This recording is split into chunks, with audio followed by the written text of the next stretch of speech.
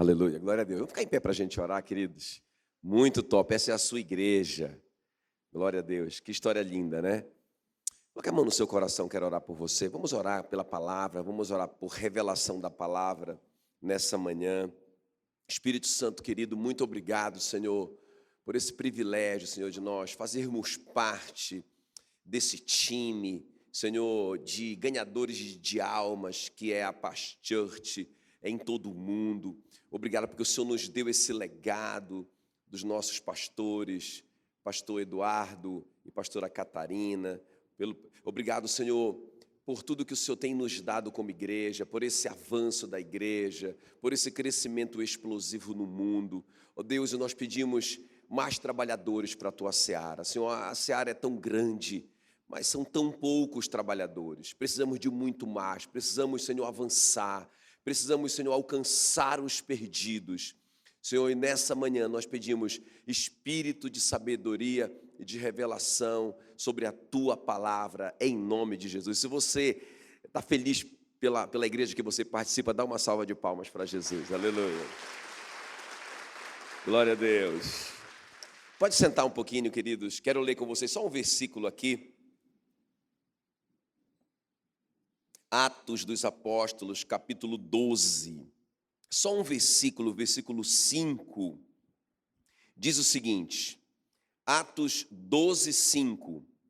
Pedro, pois, estava preso ou guardado no cárcere, mas havia oração incessante a Deus por parte da igreja a favor dele.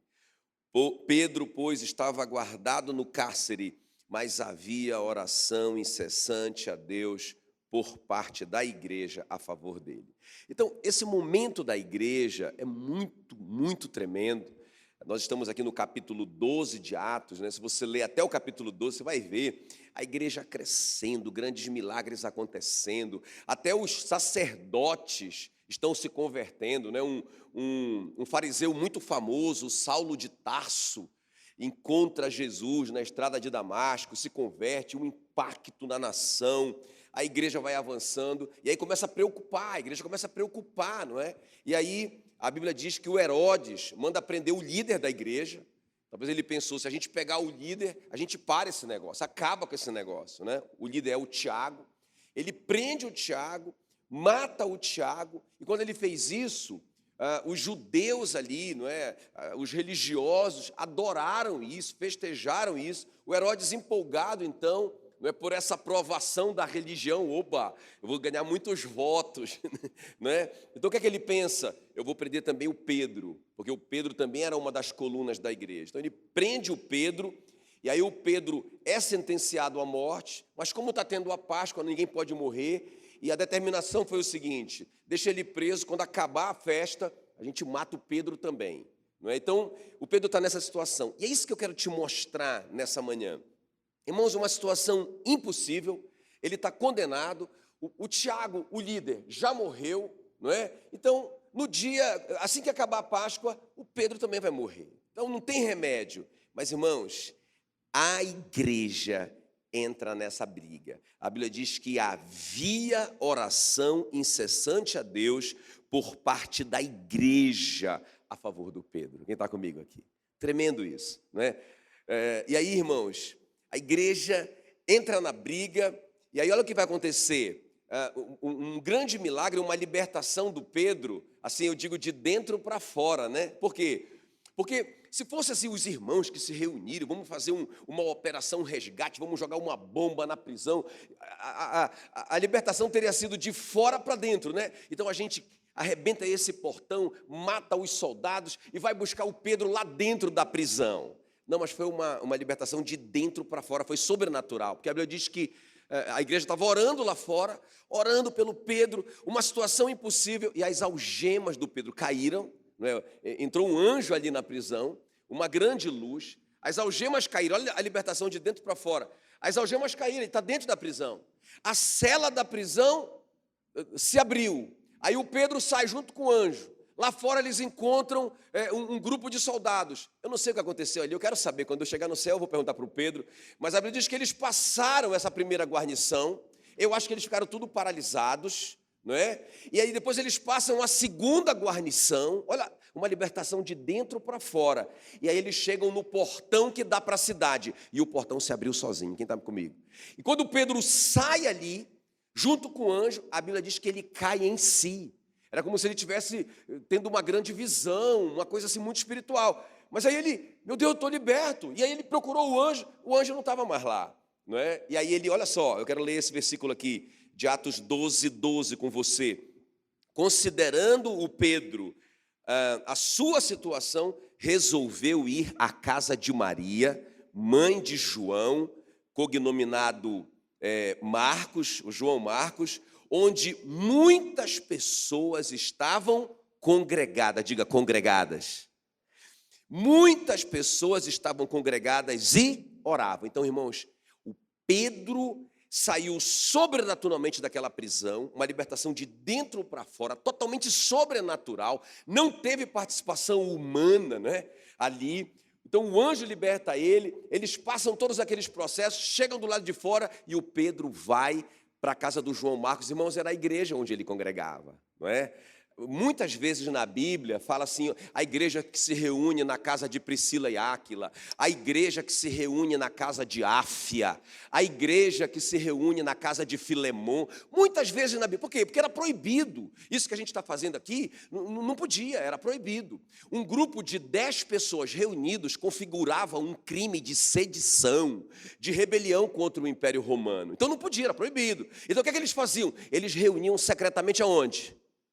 Nas casas. E o Pedro, então, quando ele sai da prisão, ele vai para a casa do João Marcos, onde com certeza ele reunia ali, não é? E ele vai dar o testemunho na igreja. E o pessoal está lá orando. Muitas pessoas estavam congregadas ali, elas congregavam ali e elas estavam orando pelo Pedro. E o milagre aconteceu. Quem está comigo aqui? Amém, queridos? Olha como que a igreja, irmãos, é tão poderosa. Eu quero te mostrar algumas promessas a respeito da igreja. 1 Timóteo 3,15 diz assim, a igreja é a casa do Deus vivo. Diga, a igreja. Não, grita comigo aí. A igreja é a casa do Deus vivo. Ela é a coluna e baluarte da verdade. Meu Deus. A igreja é a casa do Deus vivo. Ela é a coluna e baluarte da verdade. Olha o que fala em Atos 9:31. A igreja ficava cada vez mais forte, crescia em número de pessoas com a ajuda do Espírito Santo. Amém, queridos? Então, a igreja crescia com a ajuda do Deus Espírito Santo. Ela ficava cada vez mais forte. Diga, a igreja fica cada vez mais forte com a ajuda do Espírito Santo. Então, irmãos, muito forte isso aqui. E outra coisa, olha como que Jesus se relacionava com a igreja. Olha o que diz Mateus 16:18. Também eu te digo que tu és Pedro. Olha o que Jesus falou para o Pedro. E sobre esta pedra eu edificarei a minha igreja, e as portas do inferno não prevalecerão contra ela. Irmãos, Jesus disse que ia edificar, ele ia edificar a sua igreja. Ele prometeu, as portas do inferno não prevalecem contra a igreja. Agora, irmãos, Jesus não está dizendo que a igreja vai ser construída sobre essa pedra que é o Pedro. Não é? Isso não tem pé nem cabeça. Primeiro que o Pedro não era o líder da igreja, era o Tiago.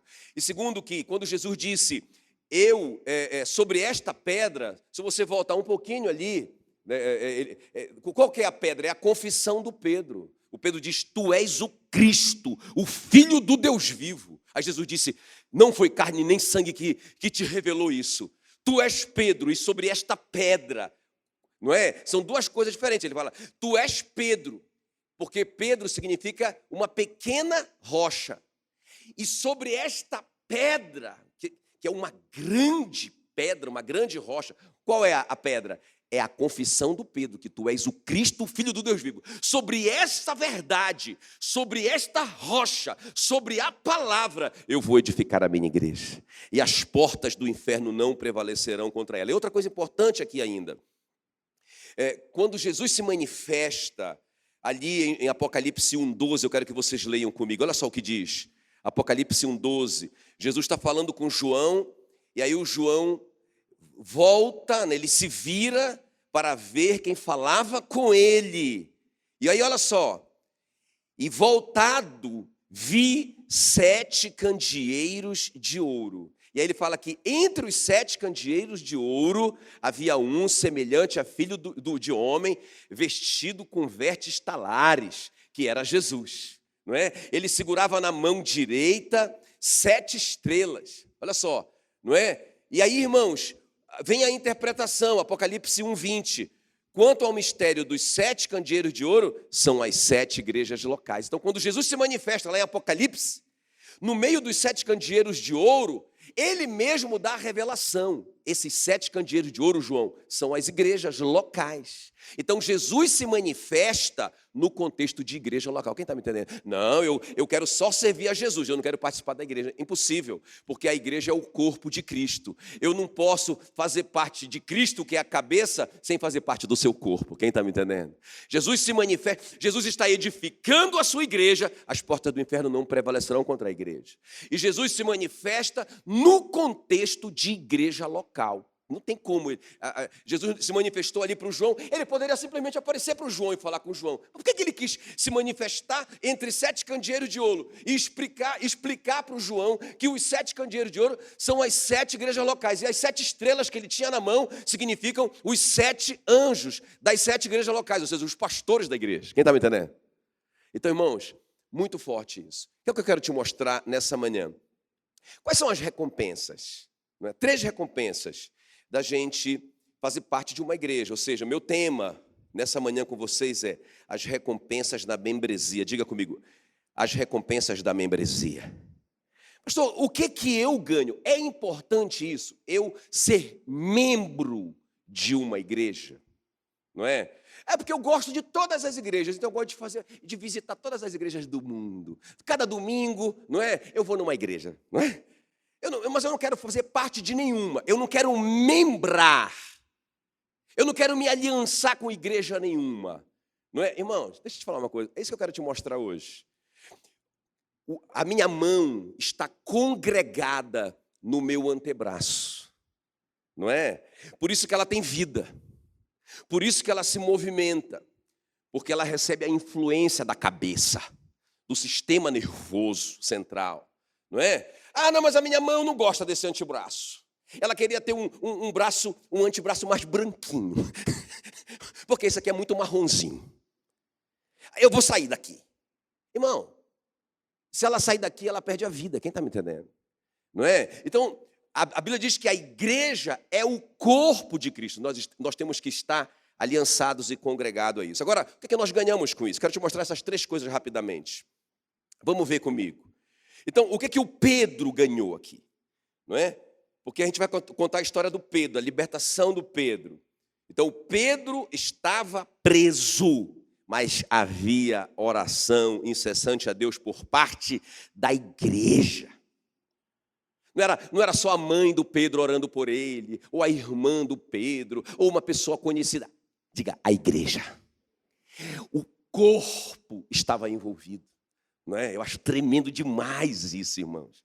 Muito forte isso. Não é? Então, quando um irmão está doente, o corpo está doente. Não é? Acho lindo isso. Não, o irmão está doente, está com câncer. A igreja está doente. Por isso que a igreja tem que orar por ele, porque ele faz parte desse corpo.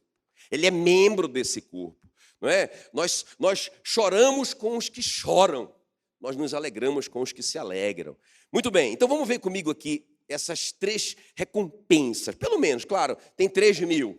Eu só não tenho tempo. Mas eu acho que essas 3 são bem abrangentes. 3 recompensas da membresia. De eu fazer parte do corpo. Então, a primeira coisa aqui. A primeira recompensa, diga comigo, proteção. Proteção. Olha o que diz aí o versículo 6 desse capítulo 12. Quando Herodes estava para o fazer comparecer nesta mesma noite, ou seja, na verdade, no outro dia, o Pedro já ia ser apresentado para ser condenado, igual o Tiago tinha sido, não é? Então, e quando Herodes estava para o fazer comparecer, nesta mesma noite, estava Pedro dormindo entre 2 soldados, ligado com 2 algemas, né? Uma em cada um soldado, e os guardas diante da porta guardavam a prisão. Então, irmãos, eu acho tremendo isso. Pensa bem comigo isso aqui, não é? O Pedro está preso, tem um soldado de um lado, pregado nele com uma algema, o outro com outra algema. Tem uma cela ali, os três estão dentro da cela. Do lado de fora, ainda tem mais 14 pessoas envolvidas na prisão do Pedro, porque a Bíblia diz que tinham 16 soldados só para esse caso perigoso, que era o Pedro. Coitado do Pedro. Irmão, é impossível ele sair dali. E aí, o que o Pedro está fazendo? Isso aqui é muito significativo. O que o Pedro está fazendo ali entre dois soldados? Né? Quem pode dizer aí para mim? Irmão, chega a ser cômico, né? O Pedro, acho que ele olhou assim o ombrão ali dos soldados. Aí ele, rapaz, vou dormir, porque vai acontecer alguma coisa. A igreja está orando por mim. Sabe, uma segurança. Deita a cabeça no ombro do soldado e ronca, irmãos. E dorme, tranquilo. Isso fala para mim de proteção, isso fala para mim de segurança. A igreja está orando por ele, porque, como eu disse, a igreja entende que o Pedro é um membro. Nós precisamos dessa revelação, irmãos. Não é quando alguém está passando por uma dificuldade em qualquer área da vida. Essa pessoa faz parte de mim. Não é? A Bíblia diz que nós somos parte de Cristo. Né? Nós somos o corpo de Cristo. E cada pessoa é um membro desse corpo. Não é? Então, tem um rim, tem um pulmão, tem um braço, tem um dedo. Cada um é importante. Se esse membro está doente, quem está me entendendo que é só uma questão de tempo para que o corpo todo fique doente, se for uma doença que vai evoluir? Não é? Se esse membro morre, quem está me entendendo que o corpo vai sofrer e pode morrer? Então tem que ter essa revelação em nós, irmãos. E a igreja tinha essa revelação. Não, irmão, vamos pagar o preço pelo Pedrão aqui. E o Pedro, eu creio que ele realmente recebe essa paz ali que excede todo o entendimento. E no meio daquela tribulação, né, daquela expectativa de morte no dia seguinte, pensa, o cara vai morrer no dia seguinte. E ele está tranquilo, dormindo. Então isso fala de proteção para mim. Aí eu quero te mostrar aqui, 3 figuras na Bíblia, ou 3 tipos, né? Tipos, sombras, que revelam esse atributo que a membresia da igreja possui, de proteger aqueles que fazem uso dela. Quem está me entendendo? Amém? Então, tem 3 figuras na Bíblia, 3 tipos na Bíblia, 3 sombras na Bíblia que mostram como que um membro é protegido, porque ele faz parte da igreja. Amém? Estão comigo? Então, deixa eu te mostrar aqui essas figuras dentro desse ponto aqui, proteção, desse primeiro ponto. Então, a primeira figura, as cidades de refúgio. Vocês conhecem bem?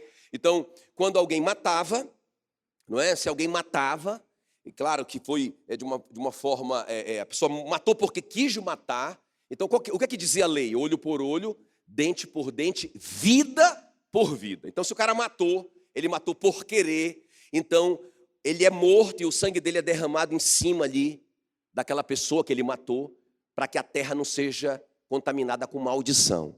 O sangue do assassino limpava a terra da maldição, aquele lugar, aquele país, aquela cidade daquela maldição. Quem está me entendendo? Agora, se o cara matou sem querer, se aconteceu um acidente ali no trabalho e sem querer, não é? Ele estava cortando a árvore e o machado bateu na cabeça do cara lá e matou sem querer. Puxa vida, e agora? Vai matar o cara e vai derramar o sangue dele em cima do cara? Não, porque esse sangue é inocente. Quem matou é inocente, ele não matou porque ele quis. A terra vai ficar contaminada, isso que a lei dizia. Então, qual que era a solução? 6 cidades de refúgio. Não é? Então, esse cara tinha que correr para a cidade de refúgio, para que o vingador do sangue não matasse o cara. Quem era o vingador do sangue? Era um parente daquela pessoa, que tinha o direito de matar o assassino. Não é?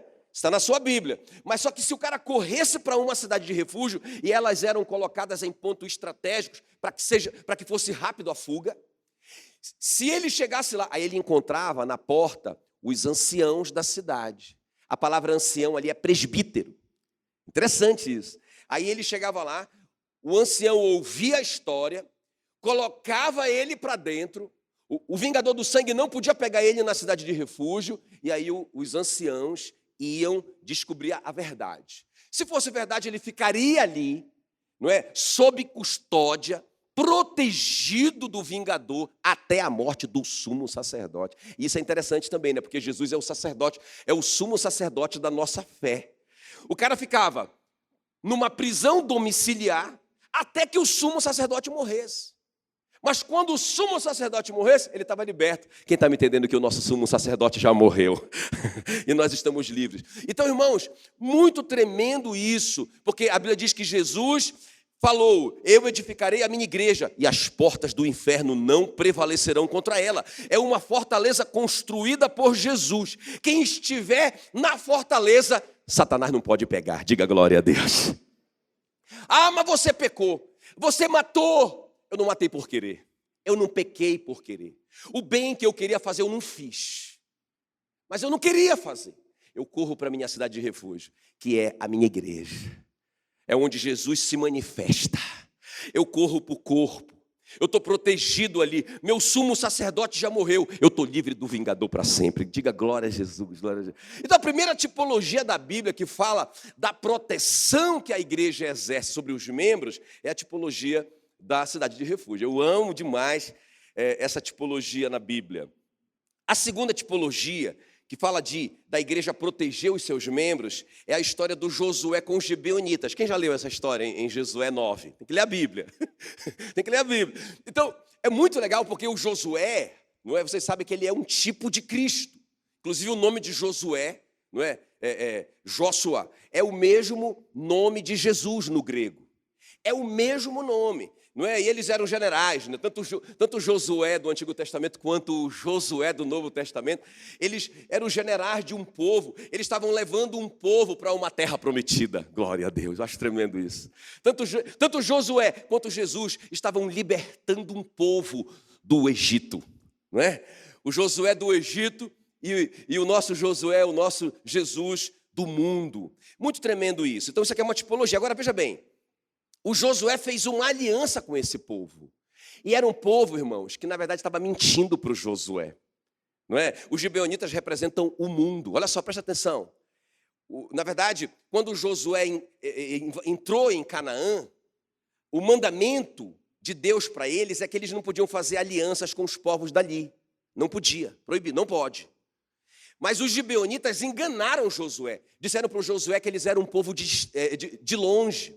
E eles vestiram roupas velhas, e eles se fingiram de um povo distante, não é? E a Bíblia diz que então eles fizeram uma aliança, o Josué fez uma aliança com eles, e aí o que aconteceu? Cinco reis vieram contra os gibeonitas, porque eles ficaram com medo dos gibeonitas, falaram: rapaz, eles estão se unindo com Josué. Olha só o diabo, quando você se une com Jesus, o diabo fica com medo de você. Não é? Aí os gibeonitas se uniram com Josué e os inimigos ali em volta, 5 reis falaram: rapaz, vamos matar os gibeonitas, porque eles se uniram com Josué, não é? E aí eles vieram contra o Josué. E aí, irmãos, a Bíblia diz que mesmo que aquela aliança, sabe, mesmo que aquele povo não merecia a proteção do Josué, porque eles mentiram para o Josué. Quem está me entendendo? Quem está me entendendo? Irmãos, ainda que a gente não mereça, nós fizemos uma aliança com o nosso Josué. Ele vai nos proteger. Aí o Josué veio em socorro aos gibeonitas, venceu aqueles reis e libertou os gibeonitas das mãos daqueles reis. Quem está comigo aqui? Inclusive aqui acontece o maior milagre da Bíblia, não é? Porque estava escurecendo, estava ficando noite, e o exército de Israel não conhecia bem aquele território. E aí o Josué, preocupado, orou para que o sol parasse. O sol e a lua parassem. Olha só que oração poderosa, irmãos. Todo o sistema solar parou, não é? Tudo parou por causa da oração de homem. A Bíblia diz que nunca houve um dia como esse. Nunca houve uma oração tão poderosa, um milagre tão grande quanto esse no mundo físico. Um homem mandou o sol parar. E parou por 24 horas, e a lua também, até que o Josué vencesse os inimigos dos gibeonitas. Isso é uma tipologia tremenda da igreja, porque nós somos como os gibeonitas que não merecemos. Nós somos pessoas cheias de defeitos, cheias de mentiras e enganos, mas nós fizemos uma aliança com Josué.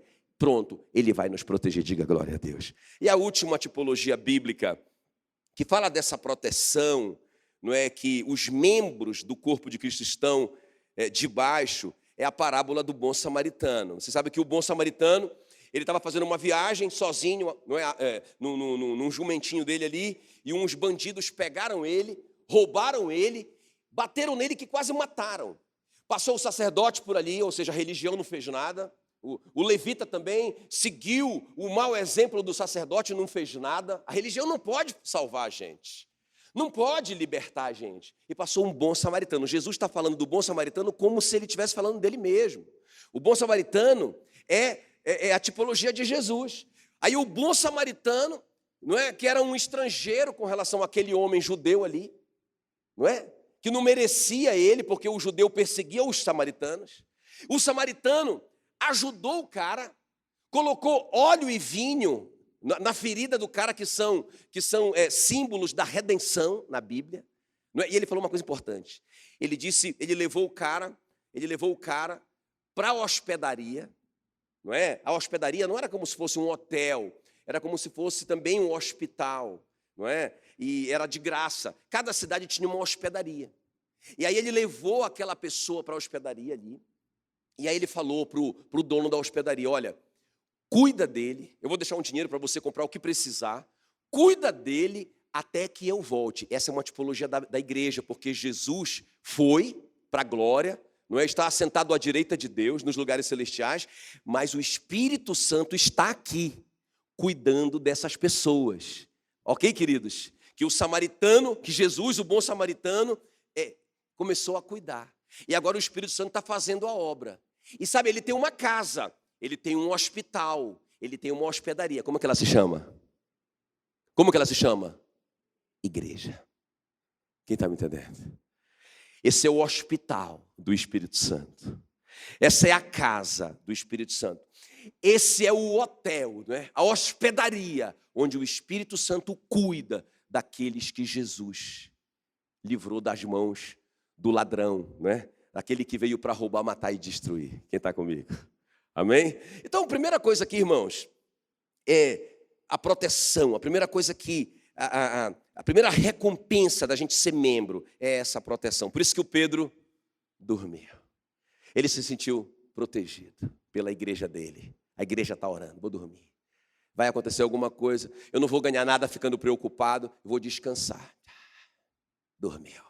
Acordou, ele acordou de madrugada com um susto daquela luz. Que é isso? Né? Aí ele já pulou e caiu a algema. Aí os soldados já ficaram ali paralisados. A cela se abriu. O anjo disse: vamos. E aí eles vão saindo. A primeira sentinela, todo mundo paralisado. Segunda sentinela, todo mundo duro.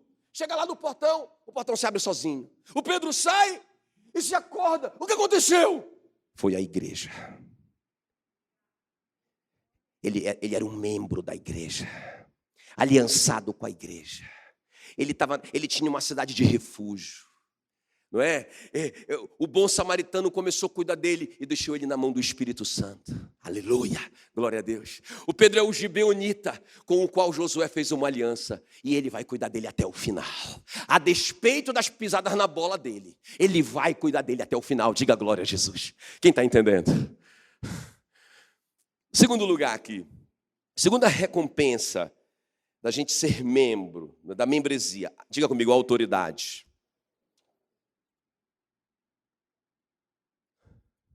Olha o que diz aí Atos 12:8.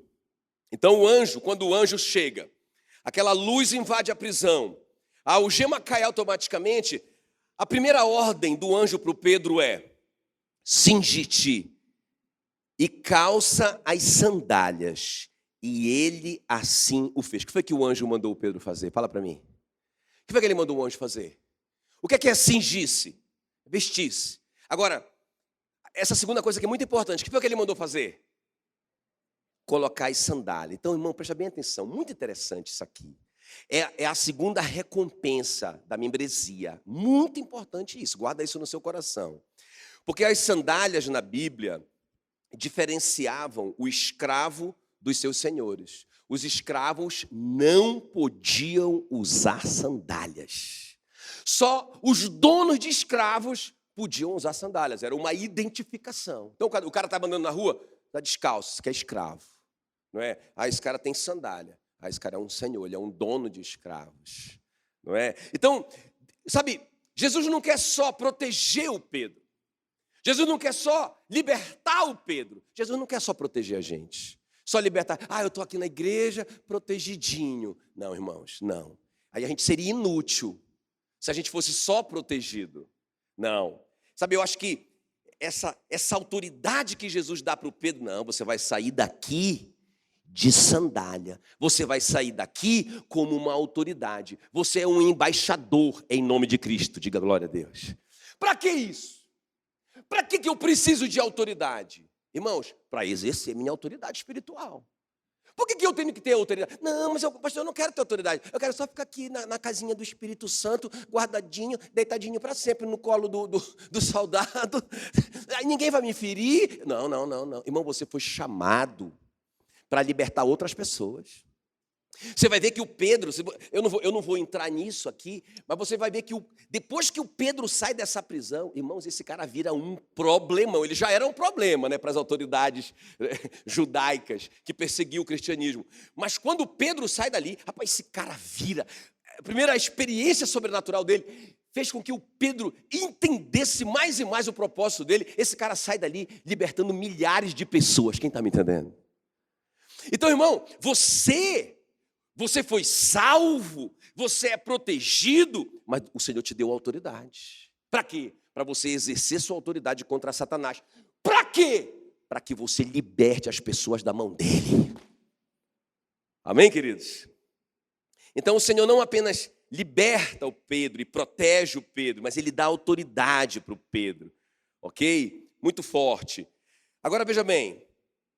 Até aproveitando aquela tipologia lá que eu usei dos gibeonitas, é muito interessante isso, porque olha só, presta bem atenção nisso. Quando Josué finalmente libertou os gibeonitas, olha o que aconteceu, olha aqui, ó. Ele libertou os gibeonitas, acabou a guerra, não é? Os gibeonitas estão livres agora. Aí o Josué prendeu os 5 reis, mandou trazer os 5 reis na presença dele, não é? E aí quando um rei vencia o outro, culturalmente, o que ele fazia? Ele colocava o pé na cabeça, ou no pescoço do derrotado. Quem está comigo aqui? Aí o Josué chama os 5, manda deitar no chão. Agora, olha o que Josué vai fazer. Isso aqui é muito tremendo. Olha a autoridade que o Josué vai dar para os soldados dele. Josué 10, 24. Olha o que ele diz aí. Trazidos os reis a Josué, chamou todos os homens de Israel e disse aos capitães do exército, que também tinham ido com ele: chegai, ponde o pé sobre o pescoço destes reis. E chegaram e puseram os pés sobre os pescoços dele. Deixa eu te falar uma coisa, irmãos. Foi isso que Jesus fez. A Bíblia diz que ele despojou todo o principado e potestade, os expôs ao desprezo e triunfou sobre eles na cruz. Não é? Mas olha o que a Bíblia diz em Romanos 16, 20. Quer ver? Me acompanha aqui, ó. E o Deus da paz, em breve, esmagará debaixo dos vossos pés a Satanás. Diga glória a Deus. Então, Jesus fez a mesma coisa que o Josué. Não é? A tipologia bíblica. O Josué, ele tinha que pisar, mas ele não pisa. Ele chama a igreja dele. Ele chama o exército dele. A igreja é o exército do Deus vivo, a Bíblia diz. Então ele chama os líderes do exército. Pisem vocês. E a Bíblia diz no Novo Testamento que em breve Cristo esmagará debaixo dos pés da igreja a Satanás. Diga glória a Deus. Isso fala de autoridade. Lá em Lucas 10, 19 diz: eis que vos dei autoridade para pisardes em serpentes e escorpiões, e em todo o poder do inimigo, e nada vos causará dano. Jesus disse: as portas do inferno não prevalecerão contra a igreja. Aleluia. Eu quero ler com vocês aqui Efésios 1, 21. Olha só o que diz. Quer ver? Me acompanha aqui. Presta bem atenção. Olha o que diz sobre a autoridade da igreja. Cristo reina sobre todos os governos celestiais. Diga todos. Todos os governos celestiais, autoridades, forças e poderes, tudo está debaixo de Cristo. ele tem um título, ou um nome, ou uma autoridade, que está acima de todos os títulos, nomes e autoridades, não é? Das autoridades que existem neste mundo e no mundo espiritual, no mundo que há de vir. Aleluia. Deus colocou todas as coisas debaixo da autoridade de Cristo e deu Cristo à igreja. Como o único Senhor de tudo, a igreja é o corpo de Cristo, ela completa Cristo, o qual completa todas as coisas em todos os lugares. Meu Deus do céu. Meu Deus do céu. Como que as pessoas podem entrar num caminho de engano e querer tirar a igreja, não é? Não, querer tirar a igreja. Ah, por quê? Por causa dos escândalos. Ah, por causa disso aqui, disso, aquilo, outro. Rapaz, tantos argumentos, irmão. Se a Bíblia está dizendo que Deus colocou todas as coisas debaixo da autoridade de Cristo e deu Cristo à igreja. Ele, olha, irmão, deu Cristo à igreja. Meu Deus, e ele continua dizendo aqui que a igreja completa Cristo, porque ela é o corpo de Cristo. Quem está me entendendo? É muito forte isso. Diga, autoridade. Então, qual que é a segunda recompensa de eu ser membro de uma igreja? Qual que é a primeira? Proteção. Proteção. Eu estou seguro. Porque a cabeça, escuta bem, a minha cabeça, a cabeça do Jackson, ela cuida de todo o meu corpo. Não é? Se alguma coisa está errada no meu corpo, a minha cabeça faz que eu sinta dor. Aquilo ali é um comunicado, ela está me dizendo. Ela tá me comunicando, tem alguma coisa errada. Não é? E algumas coisas a cabeça já manda, não é, os anticorpos, não é, os glóbulos brancos para ali, para combater aquela infecção. Quem está comandando tudo isso? A cabeça. Porque a cabeça ama a cada membro. Porque a cabeça sabe que se um membro do corpo morrer, imagina, o rim morrer, mas um rinzinho desse tamanhinho, se ele morrer, irmãos, já era. Essa cabeça, quem está entendendo que essa cabeça não vai mais ter um corpo para viver, né? Então, deixa eu te falar uma coisa, membro, só os membros, cadê os membros desse corpo? A cabeça se preocupa com você. A cabeça revela para você as dores, não é? Às vezes a gente está numa situação, e você já percebeu isso, a gente começa a sentir aquela falta de paz, não é? Aquela angústia. Você não sabe o que está acontecendo, mas a cabeça está dizendo, não te mete aí, sai fora daí. Quem está me entendendo? Ei, a cabeça protege você, porque você faz parte dele. E não somente isso, você faz parte dele, porque você faz parte da igreja dele, aleluia. E a última coisa aqui para a gente orar. Então a primeira coisa, grita aí, a primeira coisa. A segunda coisa, Pedro, eu não quero só te tirar daqui não. Eu não quero só proteger sua vida não. Eu quero que você tenha autoridade, porque a guerra vai continuar. Coloca a sandália. Você é uma autoridade no mundo, aleluia. Amém? Então não tem lugarzinho para florzinha de Jesus, não. Na igreja vai ficar guardadinha até Jesus voltar. Não. Para que você tem uma armadura? Para que eu tenho uma armadura? Para que Deus me deu um capacete da salvação, uma couraça da justiça, um cinturão da verdade? Por que Ele calçou os meus pés com a preparação do evangelho da paz? Por que Ele me deu um escudo da fé? Por que Ele me deu uma espada? É para eu ficar guardadinho, sentadinho. Irmão, é para você lutar. Diga para a pessoa que está aí do seu lado, você não é florzinha de Jesus, você é o exército de Jesus. Por isso que ele te deu autoridade. Amém, queridos? Ei, pisa na sandália aí. Cadê? Está todo mundo de sandália aí? Você não é escravo do diabo. Um dia você foi escravo dele, porque Adão vendeu você para ele.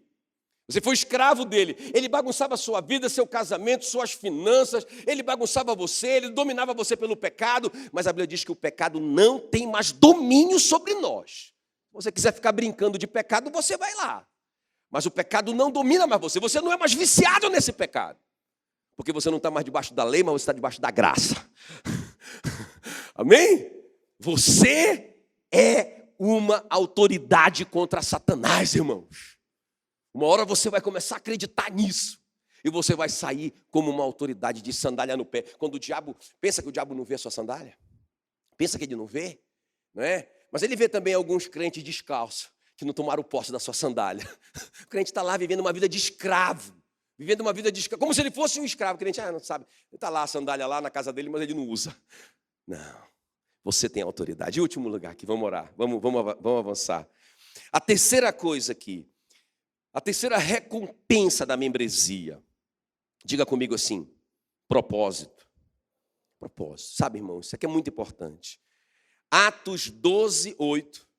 Então, o anjo diz para o Pedro, coloca a capa, coloca a sandália, e aí ele continua. Põe a capa e segue-me. Muito, muito, muito poderosa essa pequena frase. Diga comigo, põe a capa e segue-me. Por que eu digo que é importante? Irmão, não tem nenhuma palavra na Bíblia, nada, não tem nada na Bíblia, escuta bem, que está ali só para o nosso entretenimento. Porque não tinha o que escrever, aí escreveu isso aqui. Irmão, quando eu descobri isso, eu leio a genealogia com muito cuidado. Né? Quando eu comecei a ler a Bíblia, eu pulava os primeiros capítulos de 1 Crônicas, que fala da genealogia, né? O fulano, o filho de Ciclano, o filho de Beltrano. Quando eu descobri que não tem nenhuma palavra na Bíblia que está ali só para a gente, sabe, só para a gente se entreter, eu disse, então agora eu vou ler com mais cuidado, irmãos, e é impressionante, já preguei tanto sobre a genealogia. Então, quando a Bíblia diz que o anjo falou essas coisas para o Pedro, quando disse, Pedro, coloca a capa, Pedro, põe a sandália, Pedro, quem está me entendendo? Me segue. Irmão, não tem nada, nenhuma palavra que pode ser desperdiçada aqui. Então, a capa representava na antiguidade, ali nos dias bíblicos, a identidade da pessoa. Não é? Então, a pessoa tinha uma capa que a identificava. Eu não sei se vocês lembram do Bartimeu, e um detalhe importante na Bíblia, né? Que o Bartimeu, aquele cego que estava ali gritando, Jesus, filho de Davi, tem compaixão de mim. E aí, Jesus não dava moral para ele continuava gritando, os discípulos mandavam ele calar a boca, e aí ele continuou gritando. Jesus parou e falou, traz ele aqui. Aí quando Jesus falou isso, irmão, parou aquela cena, ficou tudo preto e branco, só Jesus e o Bartimeu ficaram a cores. E aí, alguém falou assim, Bartimeu, o mestre te chama. O que o Bartimeu fez? A primeira coisa que ele fez, a Bíblia diz que ele deu um salto, pum, e tirou a capa, e lançou a capa. Para quê? Por que o Bartimeu fez isso? E por que Jesus falou no final, rapaz, a tua fé, cara, que fé é essa, meu amigo? Você é o cara, a tua fé te curou. O que tem lançar a capa fora com fé? Irmãos, é porque a capa, os cegos, eles usavam uma capa para serem identificados. Não tinha olho, não tinha óculos escuro na época, nem aquela... Não tinha nada disso. Então, como que eles identificavam os cegos? Com um tipo de capa, não é? Os teólogos dizem que era uma capa escura, não é? Eles eram identificados com aquela capa. Quando o Bartimeu joga a capa dele, que o identificava como cego fora, ele está dizendo, eu não vou mais ser cego, eu não vou mais precisar dessa capa. Diga glória a Deus. A identidade dele mudou primeiro dentro dele. Então é interessante quando o anjo fala para o Pedro, põe a tua capa. Ele está dizendo, você tem um chamado, meu irmão. Não é? Você tem uma missão. Você tem uma identidade diante de Deus. Você tem um lugar nessa construção. A Bíblia diz que nós somos pedras vivas e somos colocadas juntamente para construir esse templo sagrado que é a igreja. Então, cada um de nós tem uma posição nesse lugar, nessa construção. Cada um de nós tem um lugar diferente, tem uma importância diferente. Nós temos características diferentes. Amém, queridos? E aí o anjo está dizendo para ele, põe a tua capa, não é? Restaura a tua identidade. Não tenha medo, né? Então, vamos lá. O apóstolo Paulo também, quando ele estava preso, ele pediu só duas coisas para o Timóteo. Ele falou assim, olha, 2 Timóteo 4,13. Quando você vier me visitar, traz a minha capa que deixei em Troade, na casa de Carpo, bem como os livros, especialmente os pergaminhos. Ele só está preocupado com duas coisas: com a capa dele, que identifica ele, e também com o conhecimento, não é? Com a palavra de Deus. Tudo isso que me importa, a minha identidade e a palavra, não é? Tremendo isso. Amém, queridos? Então, o Pedro não foi só liberto da prisão, ele não foi só protegido ali na prisão, ele não só recebe uma autoridade para ele ser um combatente de Cristo lá fora, mas também, irmãos, ele vai receber um propósito, ele já tem um propósito para ele cumprir. Quem está me entendendo? Então, coloca a tua capa e quando ele fala, segue-me, o anjo está estabelecendo o caminho. Quem está me entendendo aqui, ó? Para onde você está indo? Qual é o propósito para a sua vida? A Bíblia diz que o Pedro, saindo, seguia o anjo. Irmãos, aí é interessante, olha aqui para mim, ó. Eu acho interessante isso. Porque quando a gente está no propósito de Deus para a nossa vida, as portas se abrem. Quem está comigo? Não é? Lembra do apóstolo Paulo querendo... O apóstolo Paulo, pensa, o cara é crente, é faixa preta, mas ele está querendo ir para um lugar que Deus não quer que ele vá. Ele quer pregar o evangelho em Bitínia. Irmãos, ele não está indo para festa em Bitínia. Ele não está fazendo negócios em Bitínia. O que ele está fazendo é pregando o evangelho. E a Bíblia diz que o Espírito do Senhor o resistiu. Ele está fora do propósito. Não, por aí não, mas ele não entende. E ele, não, mas como assim? Eu quero pregar o evangelho. E ele batendo naquela muralha. E o Espírito Santo com a mão no peito dele. Nem tudo é diabo, irmãos. Porque o diabo é galho fraco. O problema é quando Deus coloca a mão no nosso peito. E diz, não, filho, não adianta. É uma mão gostosa, não é? Uma mão fofinha, mas é tão poderosa. A gente se bate para um lado e bate para o outro. Não, filho, não é. Presta atenção. Eu quero te dizer o teu caminho. Mas a gente não tem essa paciência, não é? A gente tem essa cerviz endurecida para a gente se prostrar e se humilhar e dizer, Senhor, me conduza. Né? Então o que o anjo está dizendo para o Pedro? Pedro, põe a tua capa, identidade. Pedro, me segue. Aí quando Pedro segue o anjo, a algema cai. Aí a cela se abre. Quem está me entendendo? Aí aqueles inimigos que estão ali ameaçando, não conseguem se mexer. Não conseguem te pegar. Porque você está dentro do propósito. Porque você está dentro da missão. Eu digo assim, ó, eu digo para mim mesmo isso. Jackson, te manca. Eu digo para mim mesmo, eu digo, o melhor lugar para você estar é no como é que é? É no CVD. Onde que é o CVD, pastor? É no centro da vontade de Deus. Porque lá as algemas vão cair, as celas vão se abrir, o inimigo vai ficar paralisado, eu vou passar por ele, e os portões gigantes, as muralhas gigantes, que me conduzem ao meu propósito, vão ser removidas automaticamente. Irmãos, é interessante, quando Pedro sai ali fora, irmãos, quem está me entendendo que lá fora era o propósito para o qual o Pedro foi enviado? Ele não ia cumprir o propósito dentro da prisão. O propósito estava lá fora, mas para que ele chegasse no propósito, ele tinha que ser obediente ao anjo.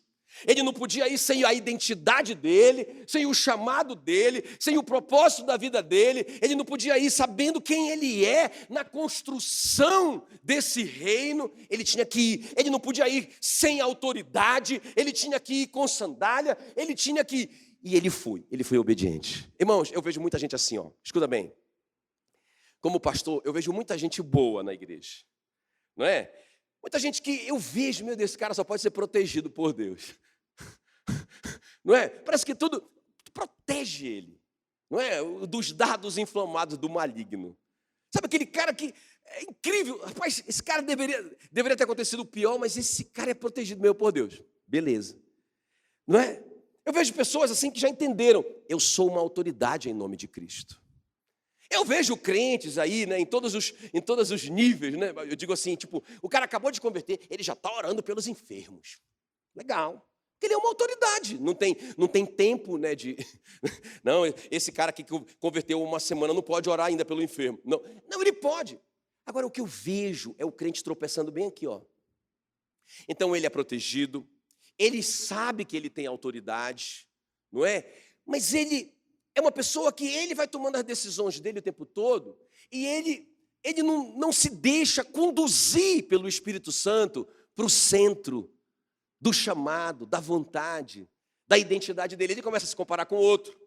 Então, ele foi feito para cumprir uma missão. Então, quando ele foi... Eu tenho um chamado para cumprir uma missão. Eu não vou ter em mim, não é, os atributos que o Rogério tem. Porque a minha missão não tem nada a ver com a missão do Rogério. Aí se eu ficar me comparando com o Rogério, ou querer, não, o Rogério está fazendo isso, está dando certo, ele está tendo sucesso nisso. Rapaz, sabe o quê? Eu vou fazer isso também. Eu vou sair do CVD. E aí, irmãos, eu não consigo entender porque que eu me sinto algemado, porque que as portas não se abrem para mim, porque que o inimigo só vive em cima de mim. Eu acho até estranho, né? Porque a Bíblia diz que o Senhor nos deu autoridade para pisar serpentes e escorpiões e toda a força do diabo e nada nos fará mal algum. Mas eu vejo o diabo fazendo tanto mal para tanta gente. E eu suponho, não como uma regra, mas eu suponho que em muitos desses casos, essas pessoas saíram do centro da vontade de Deus. Quem está comigo aqui? Então é interessante, né, na Bíblia, você vê, quando perguntaram para o João quem ele era, o João Batista, ele disse, eu sou a voz do que clama no deserto. Eu sou aquele cara que o Isaías falou lá em Isaías 43. Eu sou esse cara, eu vim para fazer isso. Ah, mas aquele lá que você batizou está batizando mais do que você. Beleza, eu estou dentro do chamado, eu estou com a minha capa, eu estou com a minha sandália, eu sei o que eu estou fazendo, eu fui chamado para isso, importa que ele cresça e eu diminua. Está tudo certo. Tremendo isso, né? Aleluia. Uma frase do Miles Monroe, ele disse o seguinte, a maior tragédia na vida não é a morte, é viver sem propósito. Ah, morreu. Cumpriu o propósito? Não foi a maior tragédia na vida. Ah, está vivendo, já está com tantos anos. Mas está cumprindo o propósito? Não. Isso que é tragédia. Tragédia, irmãos, é a gente subir essa parede gigante. Escalar uma escada gigante. E chegar lá no topo. Descobri que a parede estava errada. Não era essa. Já era, não dá nem para descer mais, não tem mais tempo. Quem está me entendendo? Amém? Quais são as recompensas da gente ser membro? Diga para mim. Proteção, autoridade, o que mais? Propósito. Identidade, propósito. Amém, queridos? Aleluia, aleluia. Muito bem, vamos ficar em pé. Eu tenho 2 desafios para você hoje à noite. Olha para mim. Esses dias eu ouvi alguém até falando, assim, alguém assim, tipo, sabe assim, um cara assim, cara, até que esse cara fala bem, esse cara é um pastor top. Rapaz, ele falando uma besteira, assim, uma bobagem tão grande. Falando assim que ele é uma dessas pessoas que prega contra a igreja, não é? Mas o argumento, eu vou ouvir esse cara, eu quero saber o que passa na cabeça desse irmão. Porque eu quero entender o que ele pensa. Por que ele fala contra a igreja? Por que ele fala contra congregar? Olha o argumento que esse camarada usa. Ele fala o seguinte, ele usou Mateus 16, 18, ele disse assim, olha, ele falou o seguinte,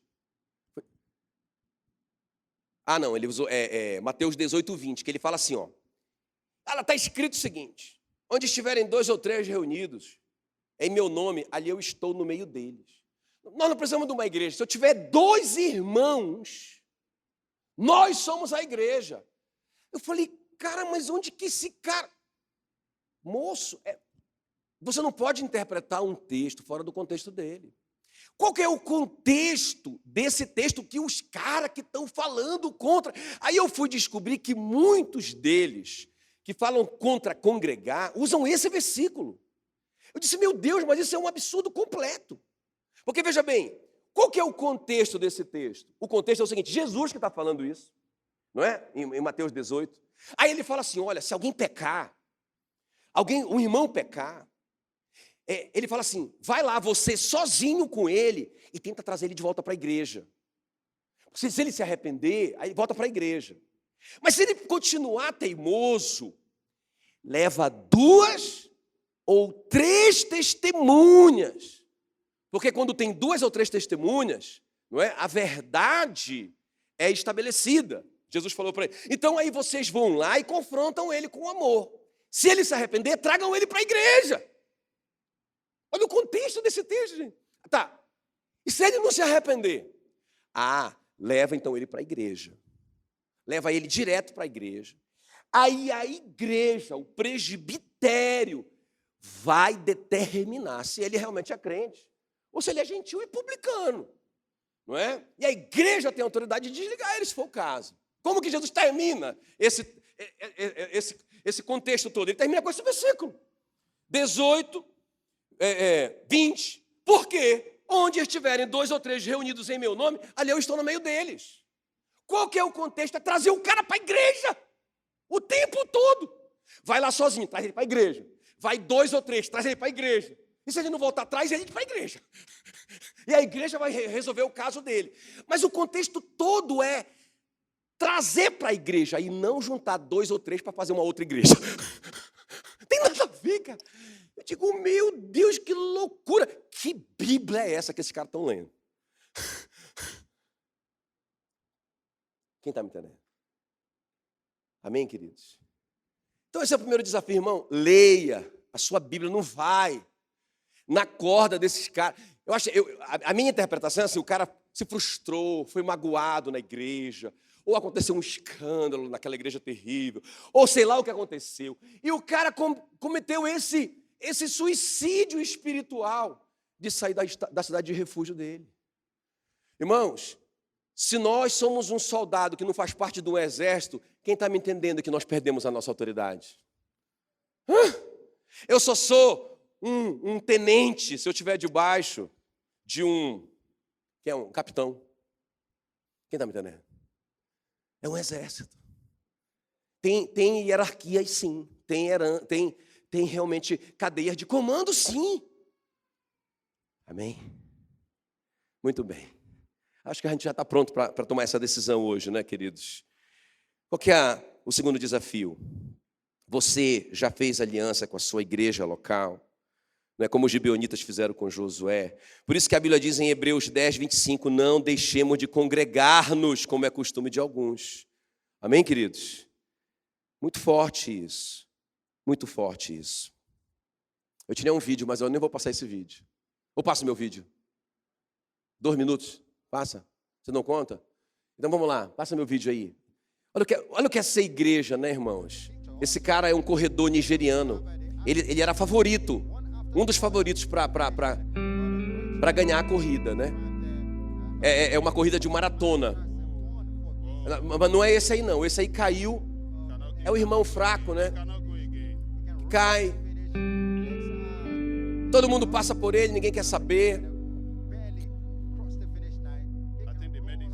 Cada um preocupado com o seu negócio, com a sua vida. Não tem nada a ver com ele. Vai morrer para lá, meu irmão. Não vou atrapalhar o meu projeto. Aí passa esse cara. Ele poderia ganhar ainda, né? Aí ele pega o cara. Isso é igreja.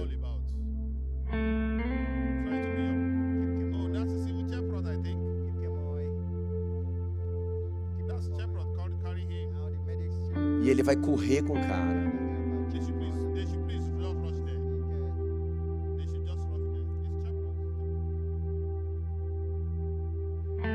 Ele estava prestes a cruzar a linha de chegada, na corrida de 10 quilômetros, né? Na Nigéria. Notou o colega corredor queniano desmaiar.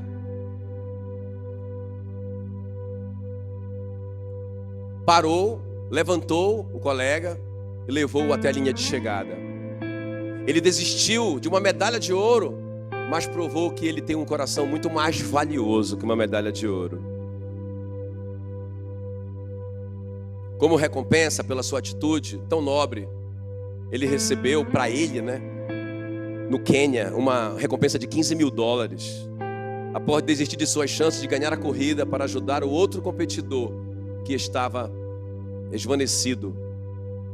Ele tinha chances reais de vencer a corrida, pois ele havia vencido a corrida em 2016, chegado em segundo lugar em 2018, mas ele mostrou ao mundo que a compaixão vale muito mais do que a vitória. Aleluia, glória a Deus. Irmãos, nós fomos, tinha uma igreja por trás do Pedro, preocupada com ele, orando por ele. Por isso que aconteceu aquilo na vida dele. Nós fomos chamados para chorar com os que choram. Gálatas 6:2 diz para nós levarmos as cargas uns dos outros. Aleluia. Amém?